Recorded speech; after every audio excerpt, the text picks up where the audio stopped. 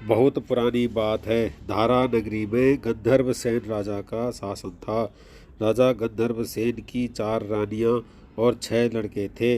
राजा के सभी पुत्र बहुत ही बलवान और चतुर थे। उन्हीं में एक विक्रम भी थे।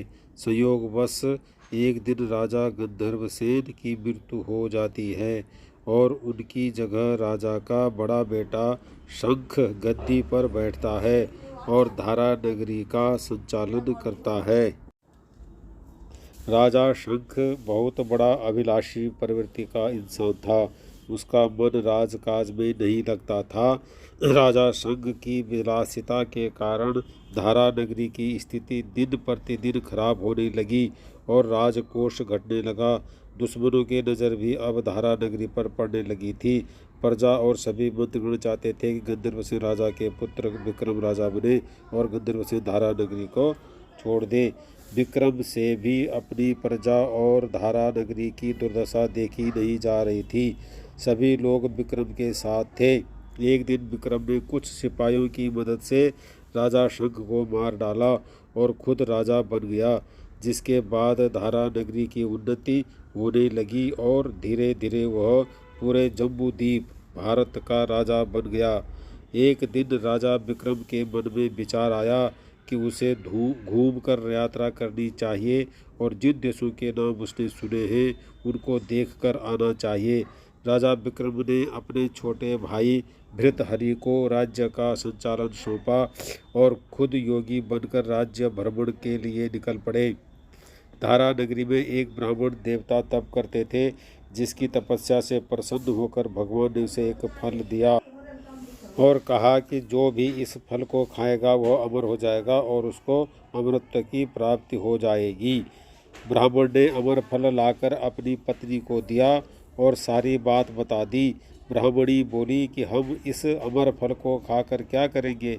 क्या हम भिक्षा मांगकर अपना जीवन यापन करते हैं और इस फल को खाने के बाद हमें पूरी जिंदगी भिक्षा मांगकर ही गुजारनी होगी?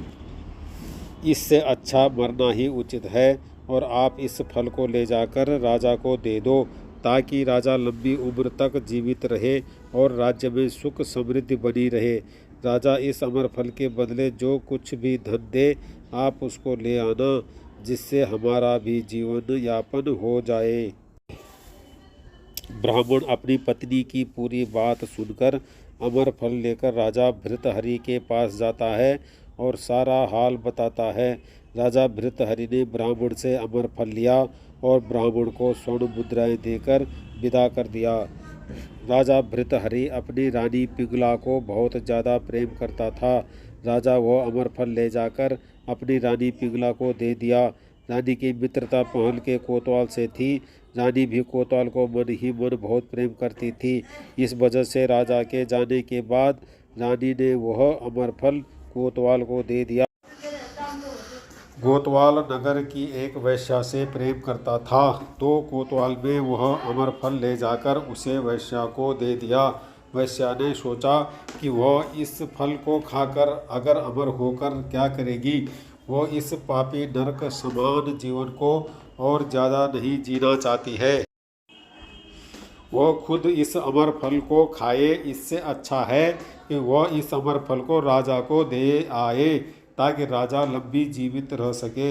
यदि राजा जीवित रहेंगे तो प्रजा में सुख समृद्धि बनी रहेगी और सबका भला होगा। वैश्या अमर फल को लेकर राजा भृतहरि के पास जाती है और उनको दे देती है। राजा भृतहरि अमर फल के बदले उस वैश्या को बहुत धन देता है।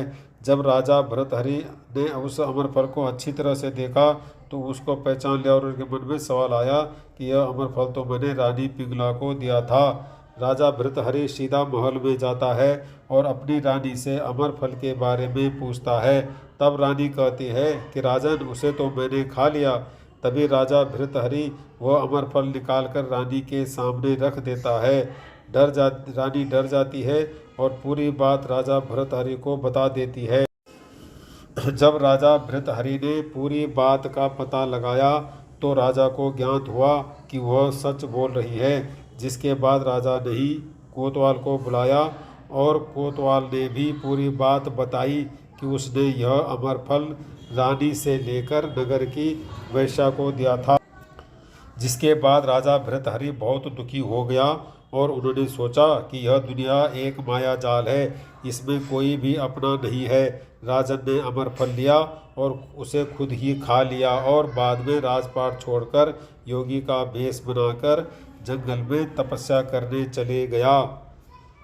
विक्रमादित्य ने राजगद्दी कैसे संभाली, अगले वीडियो में देखिए।